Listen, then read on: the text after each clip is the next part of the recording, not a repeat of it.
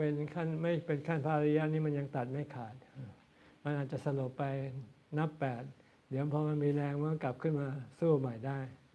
แต่ถ้าเป็นพระอริยะมันตัดเป็นนับ10ไปเลยอย่างนั้นแน่นอนกว่าถ้าเป็นพระอริยะนี่เหลือ7ชาติเลยขั้นแรก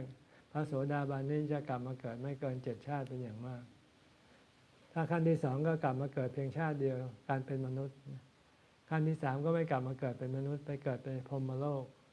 แล้วขั้นที่4ก็ไม่กลับมาเกิดทั้งหมดเลยไม่เกิดเป็นพรหมไม่เกิดเป็นเทวดาไม่เกิดเป็นมนุษย์อีกต่อไปอยู่ในนิพพานต้องเป็นขั้นพระอริยบุคคลจึงถือว่าการตัดภพชาตินี้ตัดแบบเด็ดขาดตัดแบบไม่ฟื้น